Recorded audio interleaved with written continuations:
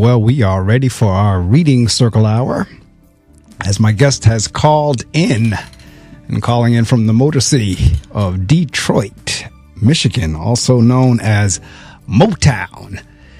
Let me read you his bio. He is not a stranger to the Reading Circle microphone as he joined me. Time flies so fast now. A year ago, I have to look back in the archives, but it's none other than Dr. Eddie Connor, also known as Dr. Eddie.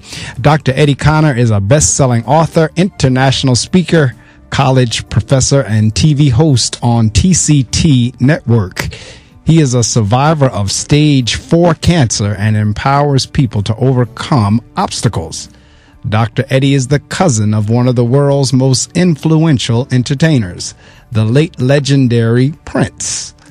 As an author of 8 best-selling books, Dr. Eddie has been featured and hosted segments on BET, CBS, Fox News, NBC, PBS, the Steve Harvey TV Show, the Tom Joyner Show, and the Word Network. He was also featured on The Potter's Touch and was an empowerment speaker at Bishop T.D. Jakes' MegaFest. Dr. Eddie is the founder of the mentoring organization Boys to Books, which empowers young males via literacy, leadership, and life skills enrichment. The program became the impetus for President Barack Obama's My Brother's Keeper initiative. Dr. Eddie is a recipient of the President Barack Obama Volunteer Service Award and the President Barack Obama Lifetime Achievement Award from the White House. He is recognized as one of the top 35 millennial influencers in America, listed in the top 100 leaders in Who's Who in Black Detroit, and named to Michigan Chronicle's top 40 under 40. Dr. Eddie grew up in Kingston, Jamaica, and is the proud resident, as I said, of Detroit, Michigan. Welcome back to the Reading Circle microphones, Dr. Eddie Connor. Dr. Eddie, good morning again. How are you? Wonderful, wonderful. So great to be on your program. You definitely are the voice of choice, and really just a powerful opportunity to be on your platform today. So thank you. Well, I'm glad to have you back. As a matter of fact, now my memory is pretty good. The last time I read your bio, I don't remember the piece about being the cousin of Prince. Yes, sir. Yes, indeed. I tell you, I'm a musician, and he turned out to be one of my favorites, and it didn't start out that way. As the first album, it just didn't do anything for me. But after I saw Purple Rain, I was hooked for life. I think that, matter of fact, I know Purple Rain was the only movie that I actually paid 3 times to go see.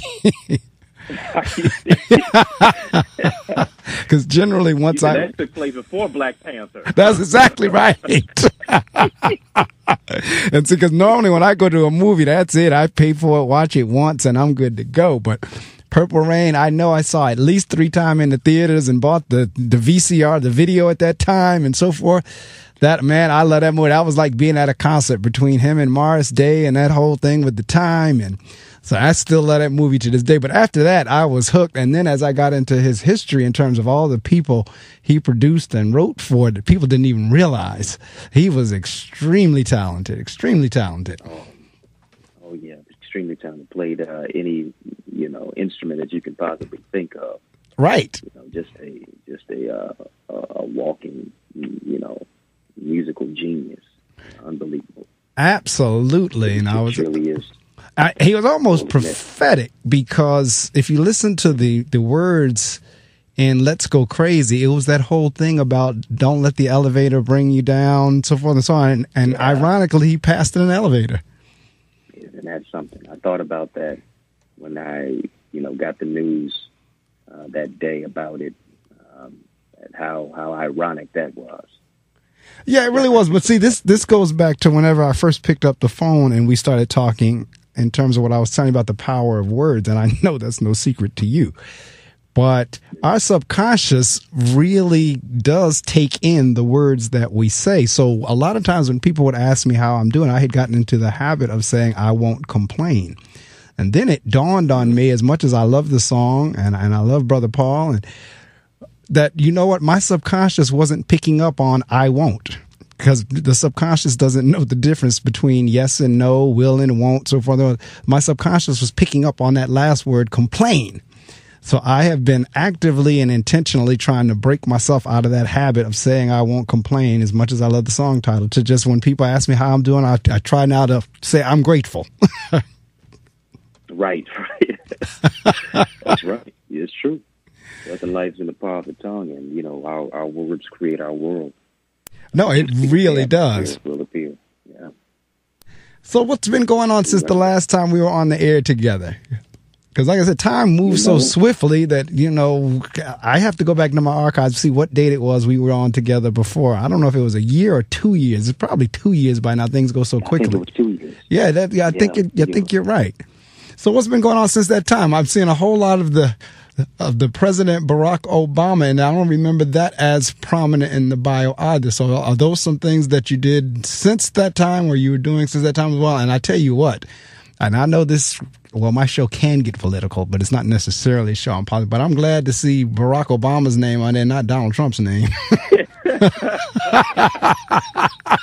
Listen, that's not the first time I heard that. That's not the first time at all. You know, and I think that's a result of, you know, you just to make room for you, bring you before great men, and just being able to roll up my sleeves and not do the work for applause, but for a cause, not for an award, but knowing that there's a greater reward. And, you know, as a result of it, you know, opportunities and you know, things like this, you know, begin to happen. I like to see myself, you know, more as a servant leader, and being able just to empower people through my testimony, through what I've been through, and let them know that, hey, as long as you have a pulse, you have a purpose. Right. God didn't bring you this far to only bring you this far. Where He's brought you is only an indication for how far He can take you. I know that's right. As a matter of fact, for those in the listening audience, we are gonna go back a little bit to give you a little history of this, because if this is your first time listening, or you didn't catch the show a couple of years ago, then you would have no idea what me and Dr. Connor are talking about, especially when he says, you know, things he's gone through. Matter of fact, one of the songs that I have in my playlist is I'm Glad I Don't Look Like What I've Been Through. And if you look at Dr. Connor's picture, you would never, ever know of the things that he's gone through. So I tell you what, let us go back a little bit to help those who might be new in the listening audience, who didn't catch the interview a couple years ago, help them understand what's going on. Because I read it in your bio. He is a survivor of stage 4 cancer. Now that's significant. The numbers in what stages you're in is significant. And so when you start talking stage 4, that ranks, if not the worst, it's certainly up in the most prominent, or the worst. I'm trying to be nice here. I mean, but it is the worst stage that you can get in terms of if the doctor tells you that, for most people, they pretty much start making preparations. Yeah. So talk a little bit about, you know, the whole thing, because this is the thing about life. Life can be sailing along at 55, 65, 75 miles an hour and all of a sudden come to a screeching halt. Let's talk a little bit about how, you know, things were going along for you, and then you get this diagnosis. Absolutely. You know, I'm a living witness. Your test is testimony, your misery is ministry, your message is stumbling block is a stepping stone. What God does, He uses your setback as a setup for your greatest comeback. He literally uses your tragedy as strategy to really redirect the course of your mentality. And I was a place in my life at the age of 15 where tribulation was really greater than jubilation. Over my friend's house, watching a football game, and I can't breathe by halftime. Now, mind you, a few weeks prior is when I began to get these chest pains, and just a regular kid. You know, my favorite 2 classes in high school at this time as a sophomore were literally gym and lunch. You know, I love to chase the girls in gym and then sit down and eat with them at lunch. And so I didn't really want to talk to my mother, who was raising me at this time. My parents are divorced, and father's not in my life. And how do you play a role when you weren't given a script? And I didn't want to open up to her because I didn't really want to be vulnerable about the pain that I've been experiencing. And over my friend's house, can't breathe, and his mother takes me to the hospital. My mother meets me there. Doctors see they need to do an X-ray, and they see there's a mass growing in my chest, and they need to take me to surgery immediately. Cut me open, and they see my cells in my body growing so fast they could see them growing with the naked eye around my heart, my trachea, my esophagus, my voice box, the place I'm speaking to you out of right now. Felt great coming out of surgery. The doctor says, Eddie, we have a diagnosis for you. You have NHL. Now, I said, what in the world is going on with me, Brother Mark? I said, NHL must stand for National Hockey League. I'm getting ready to be a young son of a National Hockey League. I don't even like the sport. He says, no, you've been diagnosed with non-Hodgkin's lymphoma. I said, Doc, my first language is Ebonics. I'm still trying to learn English. What do you mean? Right. He says, you have not one, not two, not three, but four. I feel my pockets are fined $4. He says, no, you have stage 4 cancer. I said, what? You can't get cancer until you're 60, 70, 80 years of age, I'm thinking. Right. Why is this happening to me? Why now? And the doctor even said to me, don't ask why. I said, what? As I think back in retrospect now, he's my physician, but not my psychologist. The next 18 months, close to 2 years, chemotherapy and radiation out of school my sophomore year. My own biological father never visited me one day in the hospital. The people I thought were praying for me were literally praying on me, sitting on the sideline expecting my demise. But if it wasn't for a praying mama, if it wasn't for faith in God, like the song said, my mama prayed for me, had me on her mind, took the time to pray for me, I would not be here today, because God's word says, it's Psalm 118:17, you shall not die, but live and declare the works of the Lord. I know that's Mom right. told me a knockdown is not a knockout unless you stay down.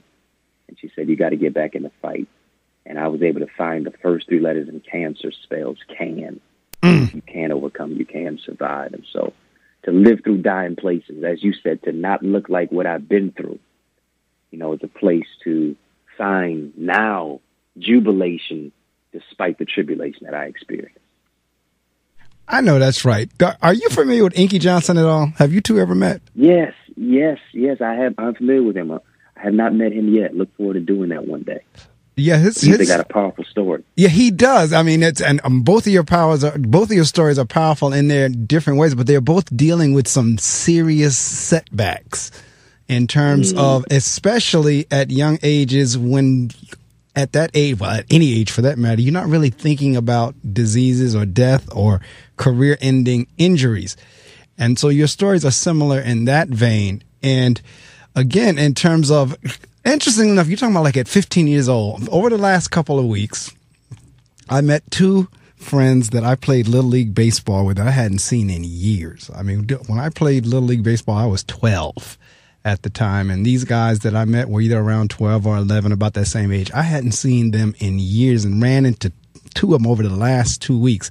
And we could not believe how we are now in our 50s. And then we were playing Little League Baseball. Where I'm going with this is you were at 15 years old. At 15, certainly nobody's thinking about any life-threatening diseases. Like you said, I'm thinking about sports. I'm thinking about girls. I'm thinking about lunch. I'm thinking about, and then so you're dealing now with, it's one thing for somebody like my age now to get hit with that kind of, like you said, 80, 90, 50, 60, whatever. It's another thing to get that as a teenager. What kind of mindset did you have, like as a teenager? And the doctor's saying, don't ask why. Right. I literally thought it was over for me. If I'm telling you every single day, especially for that 2 years, much less the 2 seconds after I heard the diagnosis, that I was going to, see my life materialize to where I am now, much less live, I'm lying to you. There was a lot of dark days of depression, dismay, mental discombobulation, just wanting to give up, wanting to throw in the towel. For much of my life, I literally just wanted to give up at that time.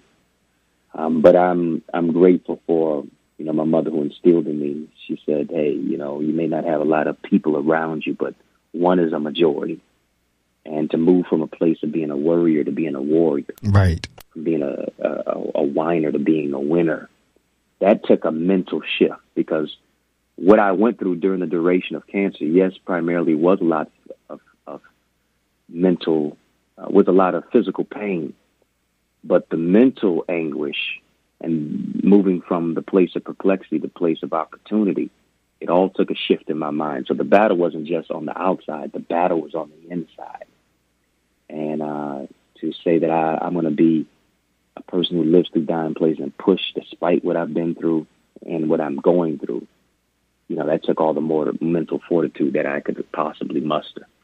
See, the mental piece is what always fascinates me. And that's why even as I was talking earlier about the word choice and the words that we say in terms of the power that they have, because it's one thing for us, and I know you're on the other side of it now, but it's one thing for us to talk about it in the manner that we're talking about it. It's another thing to go through it. And what I'm saying is, for those of us that are in churches or have faith and so forth, those are the words we say. It's a whole nother thing when you actually are confronted with it, because the truth and the hope is that, okay, the very thing that we preach about, teach about, testify about, that if we were in that situation, that it would come to life for us, that we would have to believe actually the stuff that we're saying. And that's what seems to me had to happen for you and your mom and everything else. Like, we really got to put into action this stuff we've been saying. Yeah. Yeah, absolutely right. And I had to begin to speak words of life over my life. Right. I had to say that I'm healed. I had to say that I'm victorious. I had to say that I'm overcoming. I'm coming out of this. I had to see myself healed while I was sick. And see, that's visualizations about, yeah. No, listen, I didn't want to cut you off there, but listening audience, that's an extremely important point as well, because along with the words have power, our visualizations and imaginations also have power. Because again, the natural inclination would be, it's over for me. So you could sit there, have a pity party, and just keep saying, you know what, I won't be here next year this time. Or you could, because you keep telling yourself those kind of things, and sure enough, make it happen. That's why, I have an issue with a doctor that will give out or pronounce in their medical minds or their knowledge, okay, you have 3 months to live. I was like, ooh, I don't know if I would, because that now gets into your spirit, opposed to, okay, you know what, let's see what we can do. We're going to keep you alive as long as we can, versus telling somebody how many months, because you can set that. That's why I have an issue with hospice and all of that, because that almost puts the death thing in your mind. You're right. You're definitely right. Yeah. So, yeah. Yeah, go ahead. No, I was just saying you're right, because that was pronounced over me. The doctor said 4 words after getting my diagnosis of stage 4 cancer, and that was, we can't promise anything. And to hear those type of words, it in many cases is, saying, hey, it's over. Right. We don't know what's going to happen. So talk a little bit about, in terms of, because I had a guest on last week. He was a doctor as well. And I was at my wife's graduation about a month or so ago, and she had graduated with her MBA. And one of the speakers was giving the statistics in terms of folks who have gone on to get master's degrees. And so for the population, there's about 8% of us who have masters. But when you start getting to the doctors, even though I know more and more people who are earning them, you're only down to about 2% of the population who have doctorates. And this is where I'm going with the question. How did that battle when you were 15 with the health issue set you up now to in future time, or going forward, when you faced other challenges or other obstacles or other mountains to surmount? I mean, having gone through the cancer piece, what did that do for you now in terms of approaching anything else that you did? Great question. And I would say the battle that I went through literally became a bridge from my history to move into my destiny. It was a memory to say, hey, you know what, I have a testimony. I've been through this. If I can overcome this particular battle, I can overcome any battle, whether it's a battle in education, whether it's a battle in my personal life, whether it is something that seems to be a mountain that is just very, very hard and a high hill to climb. I've been through the worst already. I can do this. It always came to that place, because, there were other bumps in the road that I hit. I almost had to drop out of college. Ironically, again, during my sophomore year, faced with a battle with cancer in my sophomore year at high school, now faced with a battle my sophomore year of college. up at Eastern Michigan University. I didn't necessarily have the money to continue, and I began to apply for scholarships and found that I had a gift in writing to be able to express myself. And that was a reminder, again, you've already faced a battle some years ago. You got to continue to press through the pain. Right. Not get depressed, but find the word press into press. Not get discouraged, but find the word courage in discourage. And so using every little stumbling block as a stepping stone, that began to help me put the pieces of my life together to say I can always continue to move forward. It's like listening to you. Two biblical characters immediately come to mind. One, David, and that was whenever he went up against Goliath, and he pretty much said, each time he faced a challenge, he based it back on what God did for him on the prior one. And then the other one was Joseph, and I read a passage of that in the 6 o'clock hour about what you meant for evil, God meant for good. And that, it sounds like, is your case, that even though, if we want to call it Satan or whatever we want to call it, the enemy or what have you, even though that cancer came in and meant evil for you, God turned that thing around and is using it for his glory and his good. Yeah, you're spot on. You're spot on with that.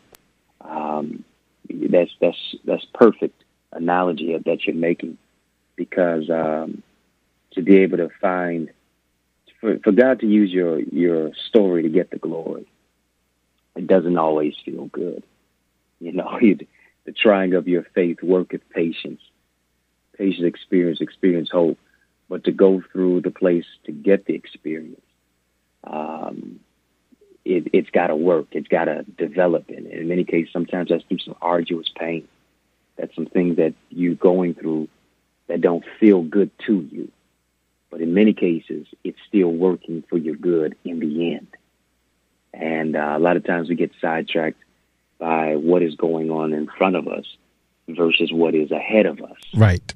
Beyond the specific aspect, but continually trusting in him, continually believing and standing on the word of God and saying, I'm coming out of this greater than when I came in. A fire is stoked and it comes alive on the inside of you to be able to bless and help somebody. See, this is why I know there is a spirit realm, and I know there is a God. And I know, because I want to say all the other things we say in terms of higher power and all that kind of stuff, but I'm just going to call it what it is. It's God. There's no question, because I read from two books whenever I open the show at 6 o'clock.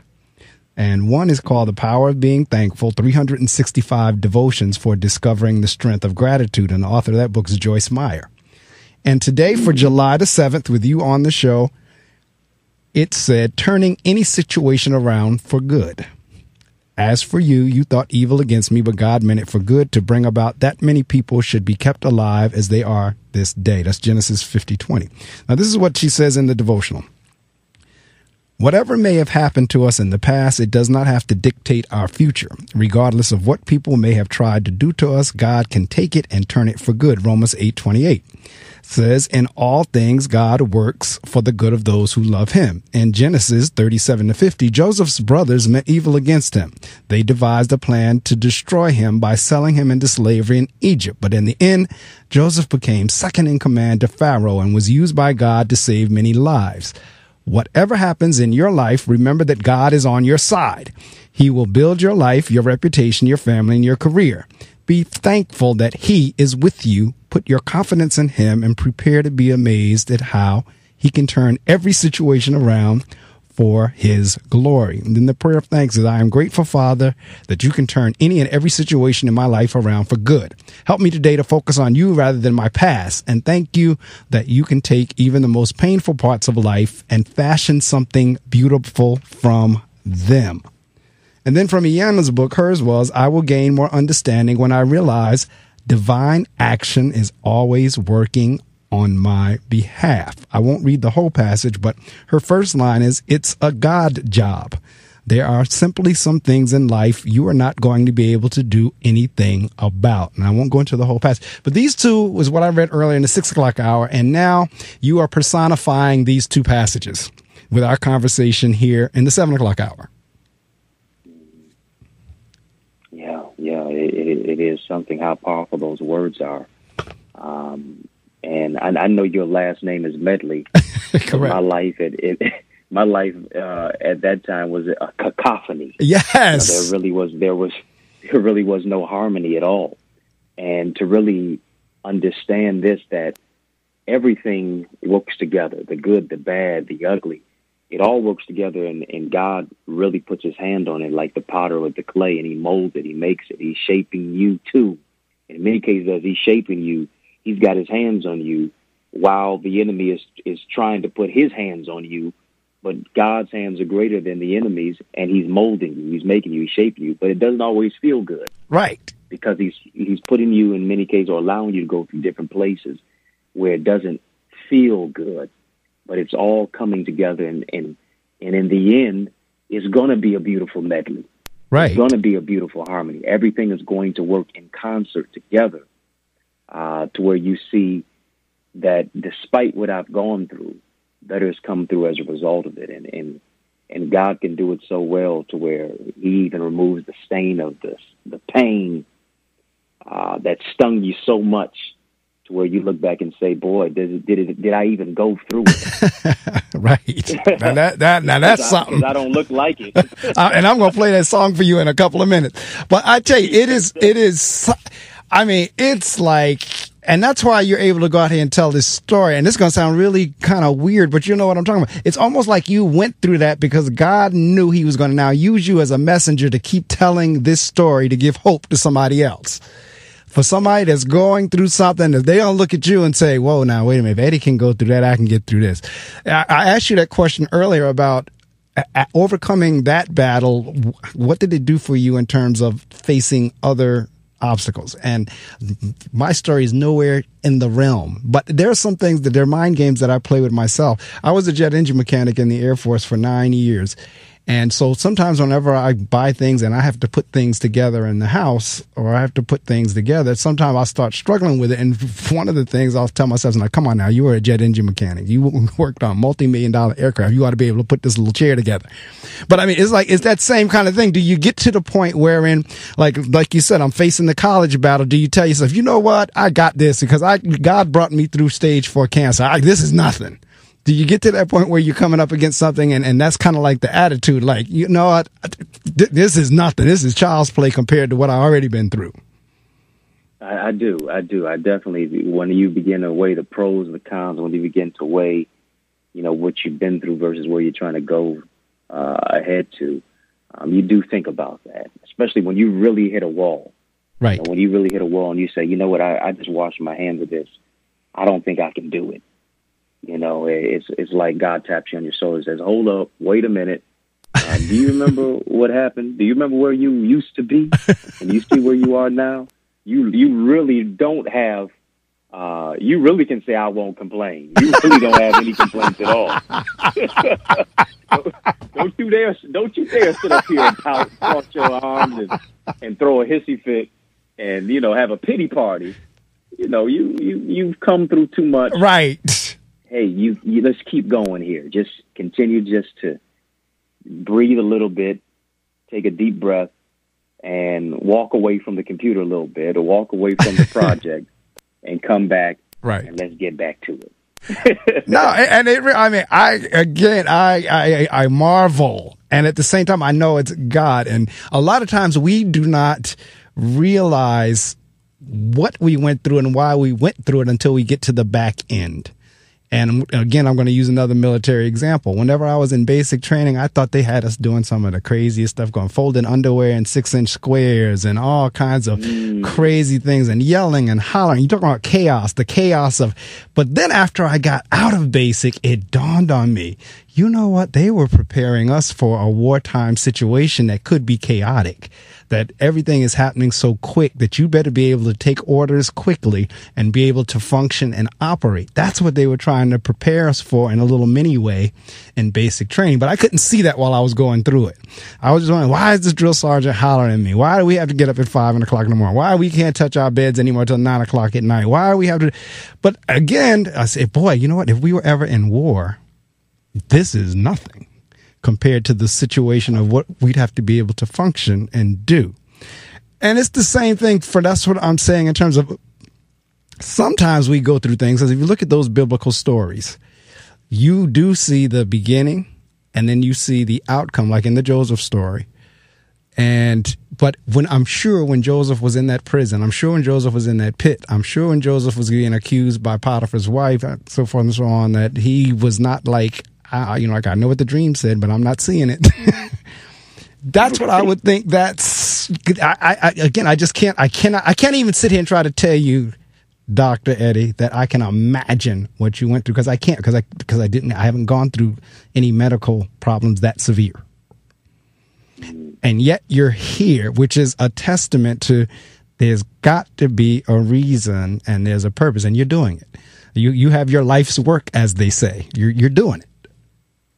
Yes, sir. Yes, indeed. You're definitely right about it. And when you say when I look back over my life, and right, I think things over, truly say I've been blessed. I got a testimony, right? And to see the forest from the trees, I could not do that at the age where I was going through cancer. Didn't see myself being where I am now, much less even having a desire to do what I'm doing now. Right. But life has a particular interesting road, and you not just go. You don't just go through, but you grow through it. Right. And, experience. To where you become grateful. But I tell, especially when I talk to young people, I say, hey, don't let it take a situation like one that was so drastic for me to be able to alter your life or put your life on the right platform and have the right perspective. But begin to understand this, even when you can't continue to count your blessings, if you run out of those, start counting the breaths you take. Start being grateful for those. I know that's right. And understand that this life is a gift. And when you're gifted, you have to understand that in many cases you will be afflicted. But you have to understand this as well, that the tragic part of being gifted is to not understand that you have to literally open up your package. So many people are gifted, but they never open up their package. They never see the greatness on the inside of them. They never see the reality of who they are. And once you begin to do that, your life, your perspective, your relationships, and where you're going begins to change. For those in the listening audience, this show this morning is a true testimony. This is not somebody who's talking about what they think will happen. This is somebody telling you that they know what's got. There's an interesting story. There was a guest preacher that came for Women's Day at my church a couple of weeks ago, and she was female. So she was sharing how, as a matter of fact, the title of her sermon was Growing Greatness. And she was sharing how whenever she was pregnant in the delivery room, how she had two nurses. Wow. And she was saying the contractions were hitting so hard and the pain was really there. And she said the first nurse, she was nice and gave her everything. She was, she brought ice chips, so forth.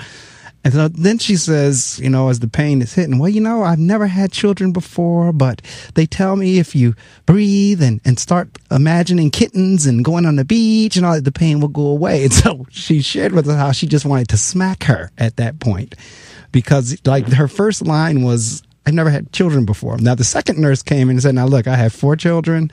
These pains are going to hurt. They're going to feel like the worst thing ever, She appreciated that nurse because that nurse was now talking about what she had been through, not what somebody had told her. I shared that story to say you're talking what you've been through, not somebody what told you.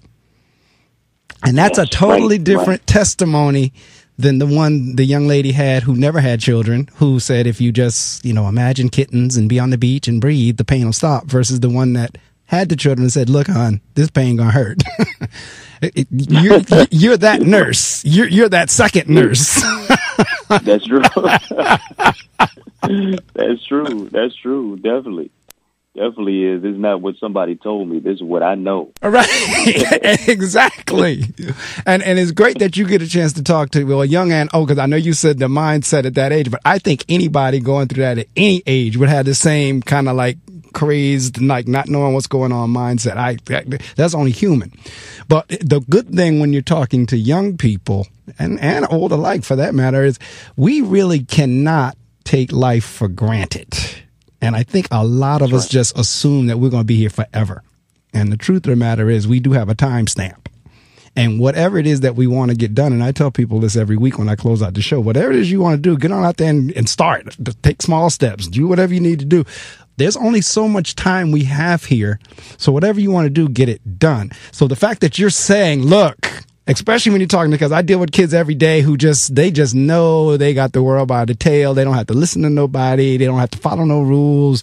They don't have to, they talk back to us. They do their own thing. They don't have to learn anything. They just take, to me, life for granted. So I love the fact that your message now hits them square in the face to say, now, look, when I was your age, this is what happened to me. And now I'm at this age and I'm looking at your bio of all the various, quote unquote, as they call them, famous people that you've been with, or either the networks. I'm not starstruck, but at the same time, I understand celebrity. For you to be able to go from your illness at that young age, and then you're still young and be around all these folks and shows and networks, that is a true testament. Yeah, it really is. To be able to, endure all of that. And I'm reminded that Scripture says your gift will make room for you and bring you before great men.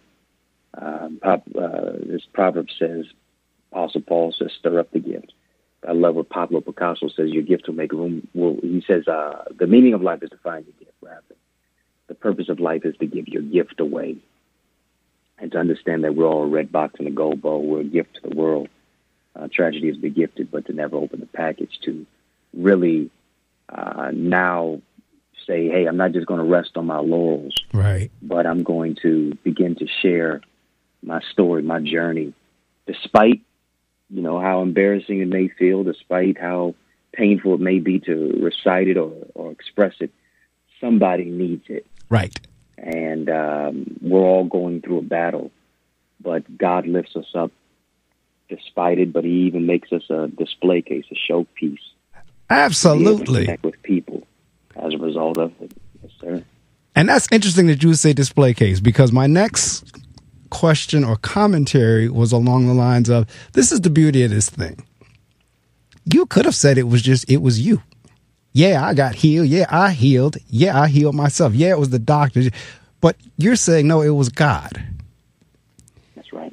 And that alone is doing exactly what it was designed to do. I have a lot of favorite stories in the Bible, but of course the Job story for me, and it's not so much of what Job went through, even that was the basis of the story. But the part that fascinates me the most was the fact that God and Satan had that conversation about Job, and he didn't even know that conversation was being had. Right. That's the part that I get a kick out of, because God and Satan were actually talking. And, God said, well, tell you what, have you considered Job? And Satan will know, he, of course, you give him everything he wants. Of course he'd serve you. Why wouldn't he? And then God said, go ahead, take it away. And I'm paraphrasing, but I could just see that.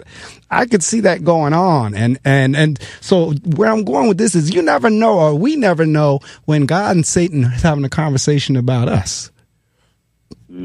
We don't know if when you were 15 or 14 or 13-year-old that God was having a conversation with Satan about you to test you, to see. All right, I'll tell you what. Eddie's down there. Try him. Let's see because Satan, let's try Eddie. Let's see if he gonna still praise you and give you the glory after I do this to him. And as it turns out, you did. That's right. You never know if God is signing you up for a test. Right. And to really be put to the test and to still rely on him. I realized this. I used to teach high school for about 12 years, and I realized that sometimes what you endure in the class or some of those experiences are synonymous to life. And yes, for a part of my life, God was kind of quiet. I would ask him, why me? And I never got the answer.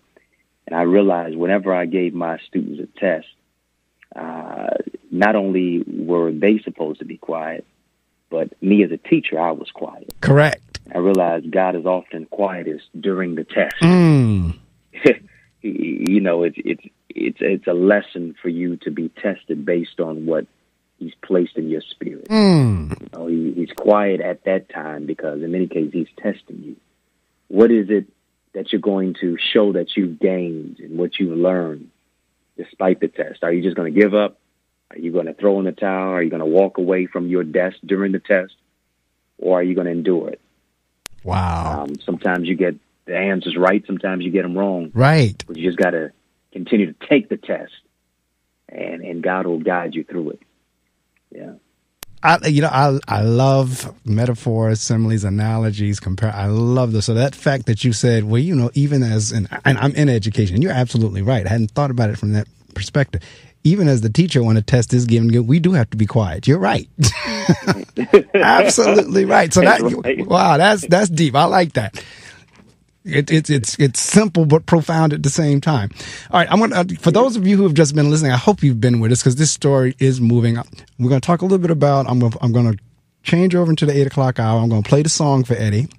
And then we're going to talk a little bit about how what he went through really wasn't about him.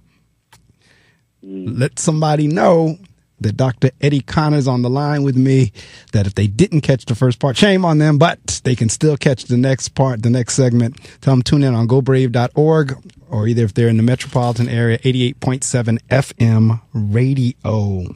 So let me do what I need to do so we can get back to this very important conversation, because even this conversation this morning is not about me and you. It's about somebody who's listening that might say, wow, you know what? I can do this. I was facing this, but I can do this. Go. Center. My guest this morning is Dr. Eddie Connor, and I'm going to play this song just for him.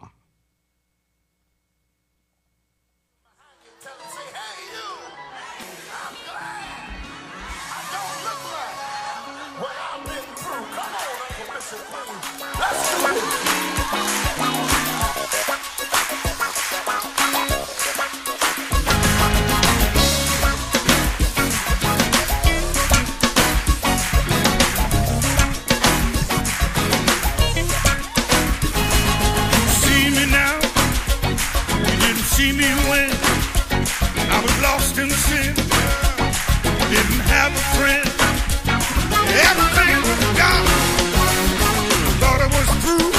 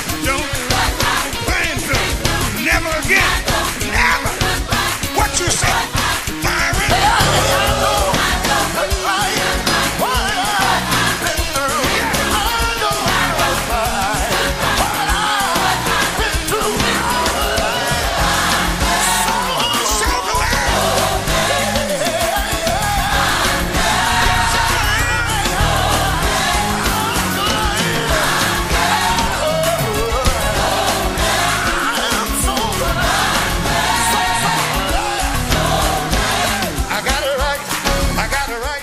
I got a right to praise the Lord. I got a right. Author of best-selling books. Segments on BET, CBS, Fox News, NBC, PBS, the Steve Harvey TV Show, the Tom Joyner Show, the Word Network. Speaker at Bishop T.D. Jake's MegaFest. President Barack Obama's My Brother's Keeper Initiative. The President Barack Obama Volunteer Service Award. The President Barack Obama Lifetime Achievement Award. And he does not look like what he's been through. That's why I'm playing this song in the background.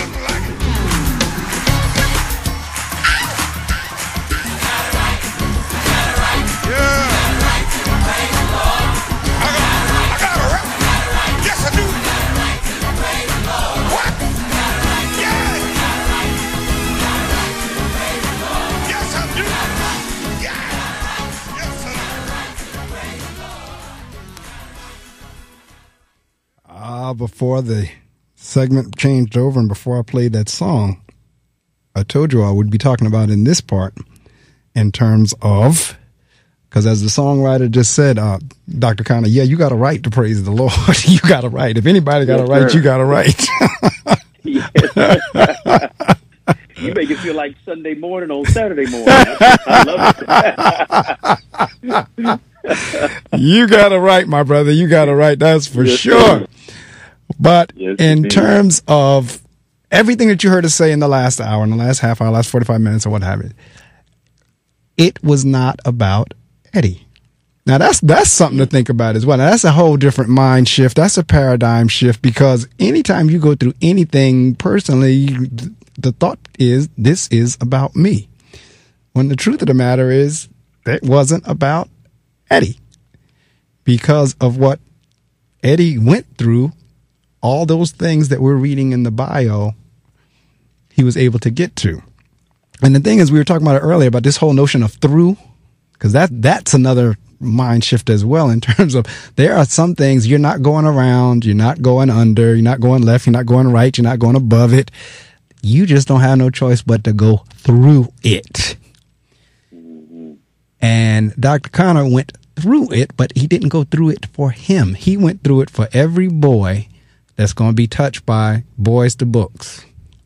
He went through it for every child in the high school that he taught in. He went through that for being able to work on all these various initiatives. He went through that to be a light for somebody else. And really what we're put on the planet for, and which unfortunately enough people don't know, is that we're put on the earth to make life better for somebody else.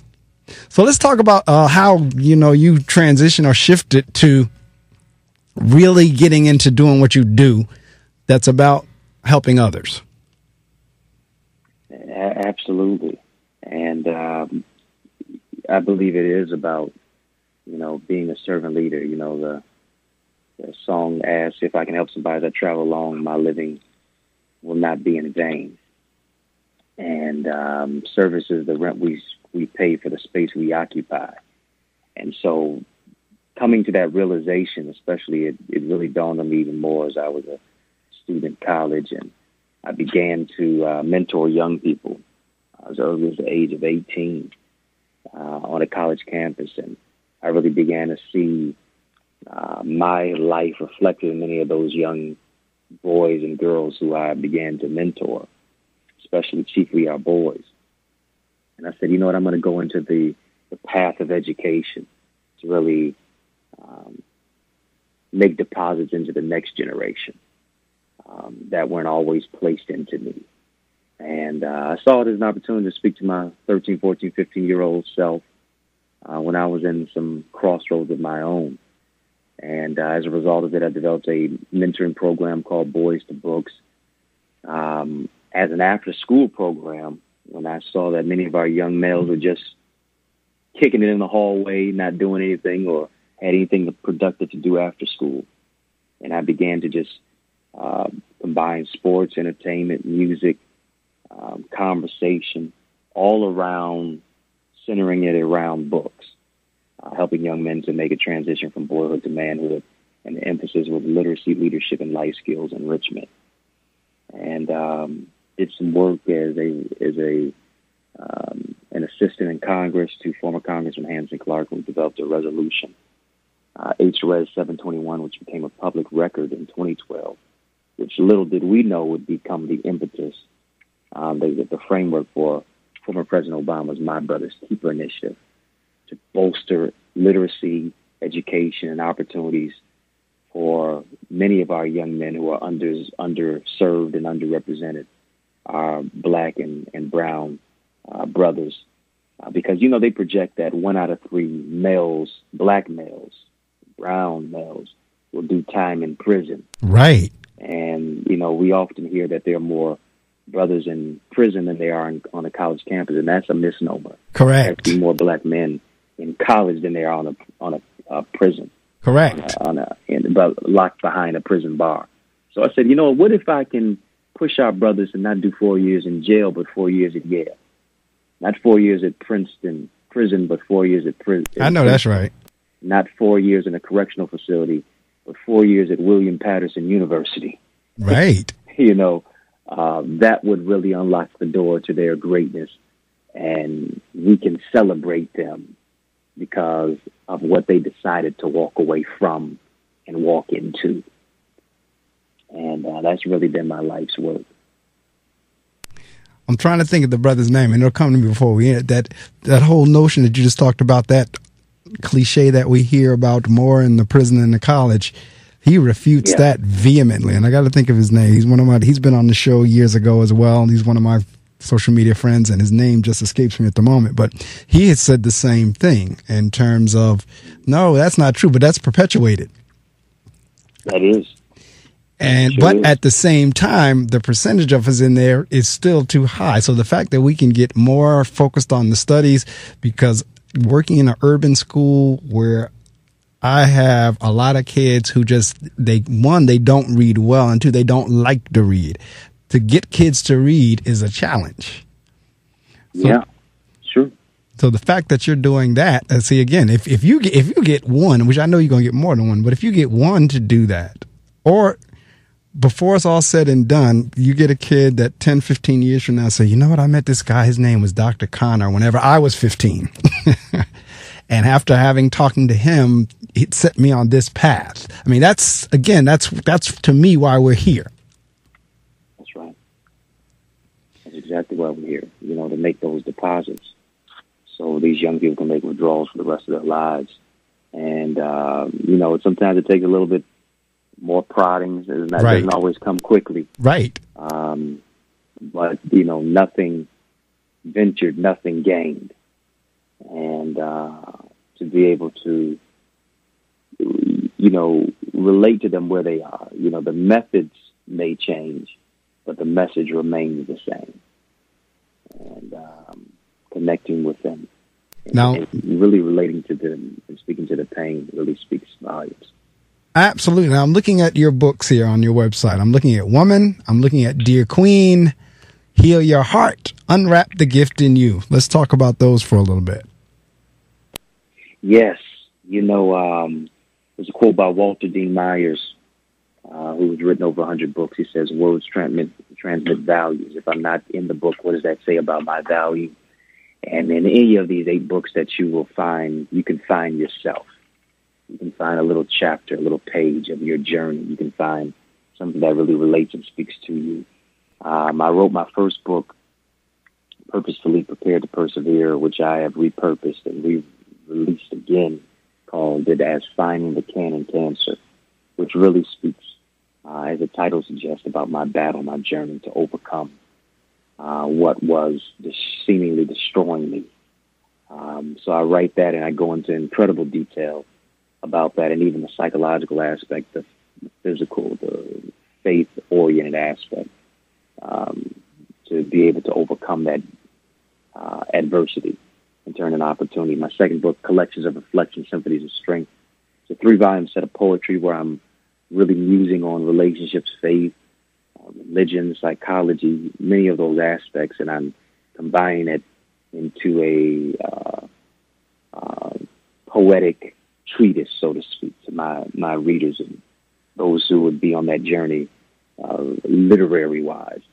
My third one, Econ the Icon, from Pop Culture to President Barack Obama, really speaks to the whole aspect of the generational growth and change that we as African Americans have experienced, and even looking at moving from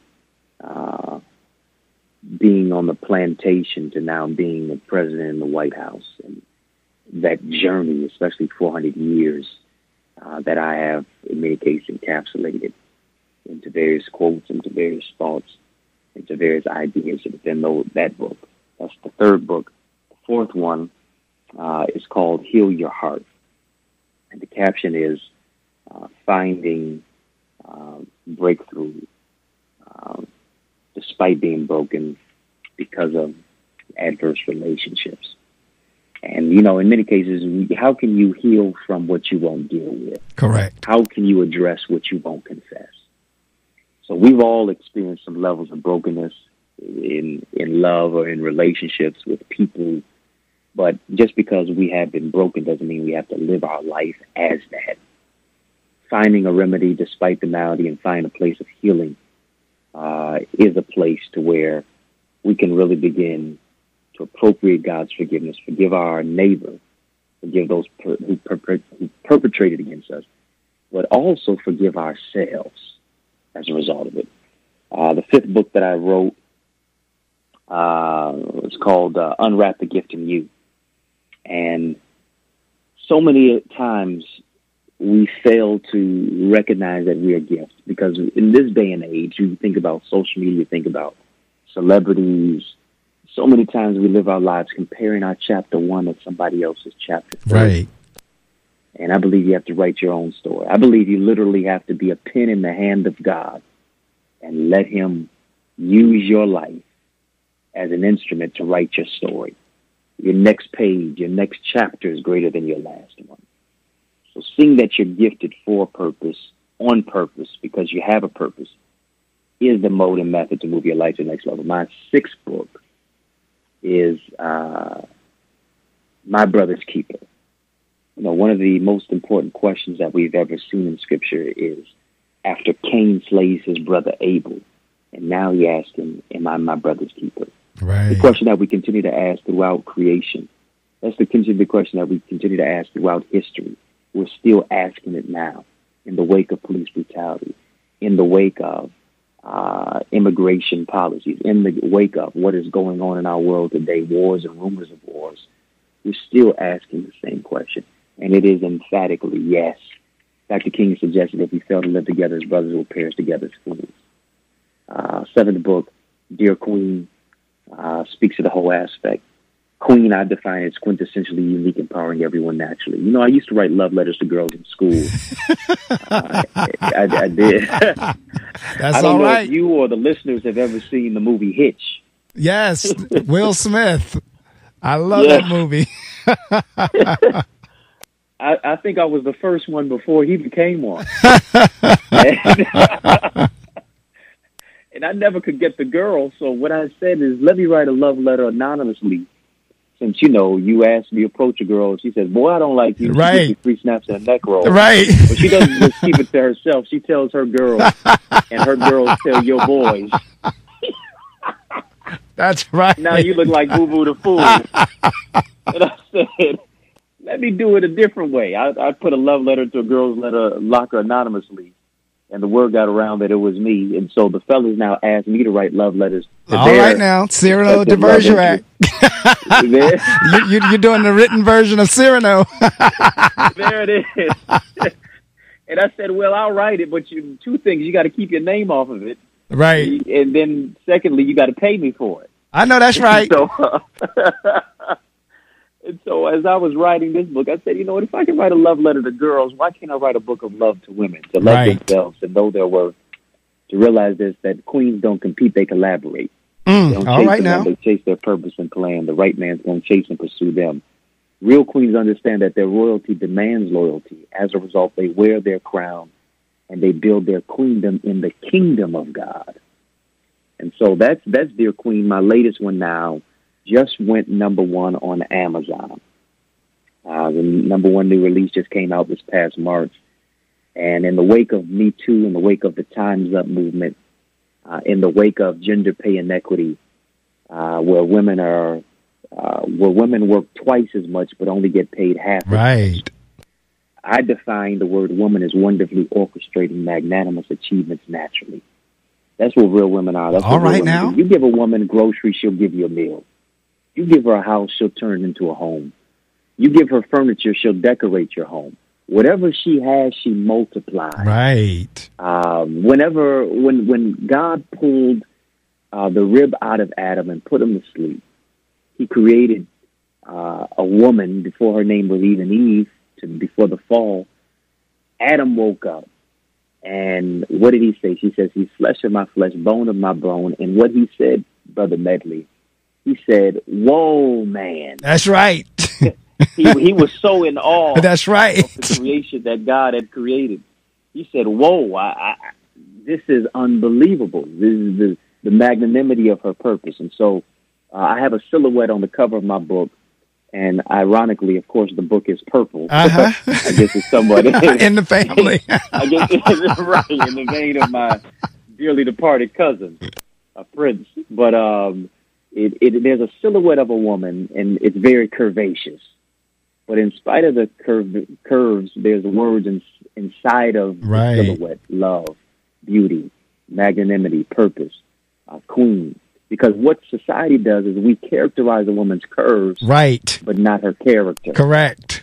Curves will get you in the building, but character will keep you in the building. Correct. Matter of fact, character will cause you to own the building. Correct. And so I wanted to just really uplift the women around the globe, locally and globally, to let them know we love you, we value, we appreciate you. As men, we don't always stand on the front lines with you. But in many cases, sometimes when we don't do right and stand on the sideline, you're still on the front line. We love you for it. I know that's right, and that's funny you would bring up the purple because I was going to ask you about that. I was going to say, all right, now is purple the family favorite color, or what's the deal here? It's twofold. One is it's a slight nod to my cousin, but secondly, royal purple. Correct. Royalty. That's right. That's what women are. They're royal priesthood, and they are royal beings. Yes, indeed. That's absolutely right. So Woman is the latest. This is the one that just came out. Yes, the latest and greatest. That's the latest one. All right. So since the last time that Dr. Conner is here, this book now was just released a couple of months ago, and it's very easy title. Now, this is one that, and the encouragement for you is as you listen to the show that you will read more and you will purchase the books. But the book is Woman. You can't get an easier title than that. It's WOMAN. It says Dr. Eddie Conner, and it's a purple cover. So I encourage you to get that. And it's funny you were talking about writing the love letters, because I've had a few brothers on the show who have poetry books. And the question I would ask them was, yo, man, you writing poetry? Did you ever feel like your boys would think you were soft, or either, they thought you were not, manly enough, or that you weren't all man, or did the girls kind of, and their response was, brother, let me tell you something. If you could write poetry, you have all the women you want. Absolutely. Much less a book. That's right. They said that is not an issue. Matter of fact, it works in the opposite of what people might think. It works the opposite way. So, I think a lot of brothers got it messed up in terms of they think they need to be tough, or they need to be the football player, or they need to be, on the motorcycles. Well, no, write to them, write a poem, write a letter, and you'll get much more results. And so when you said that, my mind went back to a few years ago when I interviewed some of my poetry brothers. But again, just success after success after success, which again, we give the glory to God. And again, it's not about you, Dr. Conner. It's about, and see, this is the thing. This is the thing a lot of people don't realize, especially when the intention is not, because some people would think it's manipulation. Okay, I'm going to do this for you because I expect something good to happen to me. When that's not your intention, you actually, by helping others and making life better for others, you make life better for yourself. You really do. You really do. when you help people, Zig Ziglar says, well, if you help people get what they want, you'll get what you want. Correct. And being a vessel to be able to help somebody else and share your journey. People always ask me, so, well, how are you going to write books to women, dear queen and woman? I said, well, one, before I ever wrote a book to a woman, I wrote one to my brothers, I wrote one to our men. And another thing, you have to be a doctor to treat cancer. Right. Matter of fact, do you have to have cancer to treat it? Right. No, you don't. There's a number of doctors who've never had that bout at all. Do I have to be a woman to talk about it? Absolutely not. You can't spell the word woman without man anyway. Correct. So with no man, no woman is an island. We're all part of the main. And we all have a particular perspective based upon our journey. How we can really influence and inspire and help each other to be ingratiated and develop camaraderie and the beauty of who we are and let that come to fruition. Now, I know I'm going to give you the chance to promote as we come to the end of it, but I'm going to ask this question now. Is Woman downloadable on Amazon? Is in Kindle form? It is. Oh, good. All the books are available as an as an ebook, as well as a physical copy. However, Dear Queen and Woman are audiobooks as well. All right. Audiobook, ebook, physical copy, Amazon, Barnes & Noble, iTunes, Audible, as well as on my website, Eddie Connor, EddieConnor.com. Well, I'm going to download Woman today. Whenever I go home, I'm going to download Woman into my iPad, and I'm going to begin reading that one. Hey, I'm telling you, and it has been a big hit amongst the brothers. I like to say every woman needs to read it, but also every man needs to have it. So as I'm talking to the women in the book, I'm also talking to the men as well in various chapters and pages throughout the book. And it's more than just a regular book to recite. It's literally a conversation. All right. Now, well, I tell you what, as I said, as we have come to the end of it, man, it's been a joy talking to you this morning. I'm glad we reconnected. Do you know Cedric Duke? Yes, I do. Yes, Cedric was the one. Cedric didn't realize that you had actually been on the show before, and he gave me a list of authors who he thought would like to appear on the show. And when I saw your name come on, I said, "Oh yeah, I'd be glad to have Dr. Connor back on." And so Cedric and we had a good interview as well. He had. I'm glad he left me a little something to say.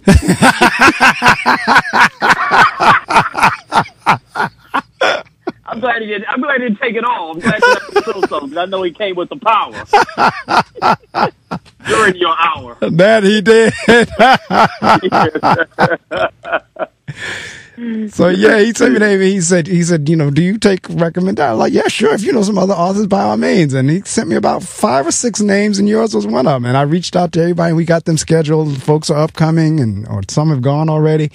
But yeah, that's always a blessing. That's one of the things. I'm going into my 18th season now. I just celebrated 17 years on the air, going into 18th, praise God. But I've met some wonderful people that I may not have seen them in person, but over the air and talked on telephone, email, I think I've met some wonderful people. Wow, what a blessing. We commend you. I don't know if there's an applause track, but I'm on clap. So we definitely commend you. Because greater is ahead for you. Eyes haven't seen, ears haven't heard. And we're listening. We're watching, because we know God is going to take you to places even beyond your own comprehension. And greater is still ahead for you. Yes, indeed. Well, I thank you for that. And as I read your bio, because that's one of the things that, and again, the preacher for Women's Day that I was talking about earlier about having the baby, in her message that day, she was talking about how we celebrate others. How, I can't get jealous of you looking at your bio. If anything, what I'm saying is, if God can do that for Eddie, he can do it for me. Yes, indeed. Right. And so that's the way I'm looking. Like, I'm happy for you, because I know if God can do all of that for you, I know what God can do for me. And I'm grateful and thankful for that. But I am happy for you, because like I said earlier, from an educational standpoint, you're in a very small percentage of people in the country that have obtained that doctor status. You're talking like 2% or less. And those of us who were in the masters, he was still less than 10%. We're talking only 8% of the population has master's degrees. So the fact that you've obtained that, and I'm looking here, you grew up in Kingston, Jamaica. Interestingly enough, or ironically enough, my mother-in-law is visiting us, and my wife is from Jamaica. And so she just flew in. Right? Yeah, my mother-in-law just flew in on, what was it, today is Saturday? It must have been Thursday, I think. Yeah, she was supposed to get here. She was supposed to get here Tuesday. Flight delays. She wound up getting here on the holiday on the 4th. So my mother-in-law is with us right now. She's from the Jamaica area. She's from that, I don't know how well you know the surrounding areas of Kingston, but Stony Hill, Constant Spring, they're from up there. They're a few miles from Kingston, but yeah, she's here. This is her first time to the country. First time, man, no problem. That's right. First time to the U.S. Wow, that is awesome. So it is. So Caribbean connection. Yes, for sure. Yes, indeed. I have driven one side of that island all the way up. I haven't been to the Portland side down in the bottom, but I've been all the way up Ocho Rios, Montego Bay, Negril, Kingston. I've driven that whole side of the island. People are like, well, you drove? Yes, I drove it. And so my father-in-law said, you must really be a driver if you can drive here, because you must drive over there. Yes, I do. But yeah, I've had that experience of driving on the island. Wow. Yeah, and I'm telling you, it's one of those, the ladies are clutching their pearls. The brothers are clutching their wallets. I mean, I'm telling you, much less any family photos you have. That's right. Hills are nothing to really bat an eye to. I mean, those are some serious things. You're trying to get yourself right with your maker if you're not. Right. That's absolutely right. But see, again, talking about testaments, because my wife, she teases me all the time. She says, for this such a small island, she's always amazed at the contribution the Caribbean and Jamaicans have made and how many are here in the U.S. And because the island really is small. And she's like, there's really nothing, no industry or field that you can look into that there's not a Jamaican in there who's significant. I mean, we start looking at the Colin Powells and the Condoleezza Rices and the line goes on. And this is coming from a tiny island. So when you start talking about testimonies, certainly that's where God can bring us from and to. That's right. You're definitely right about it. And people who live on an island of about 3.8 million roughly, and people who have really ventured out. I mean, you think about Marcus Garvey all right. Who are so blessed. Even when I was living over there, a lot of people's feet are their shoes. Right. But God has blessed them so. I mean, right. Even for the most impoverished person, they can still pick something off the vine, correct, off the tree, and still eat. That's correct. And so, So we definitely, celebrate you and your family and all of our Caribbean brothers and sisters. Oh, yes. And those who are over here in the States. Yes, indeed. Yeah, they call me the honorary Jamaican. That's what they call my mother. My father's from the island. So they call my mama honorary Jamaican. Yeah.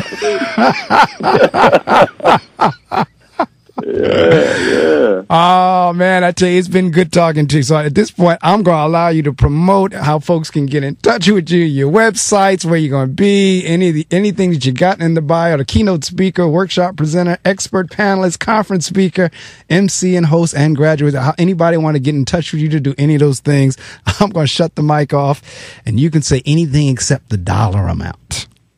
Yeah. So the mic is yours.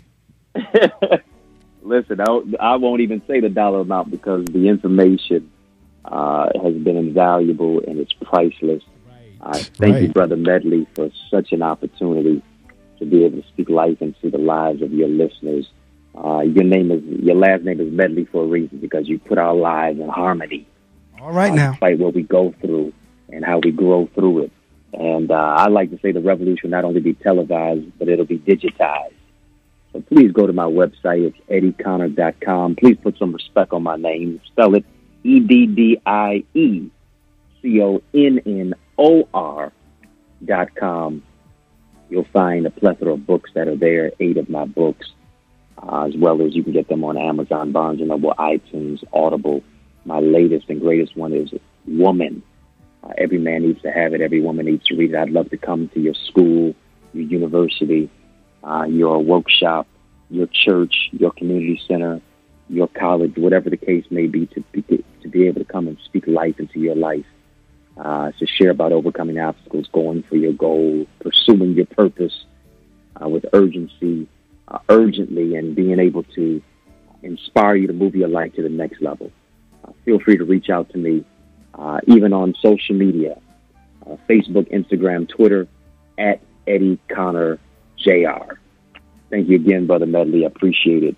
And continue to score. The sky is not the limit for you. It's only of you.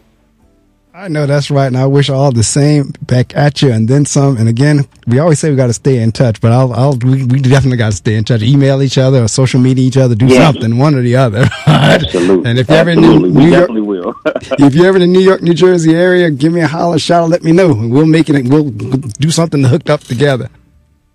Oh, I love it. Be glad to.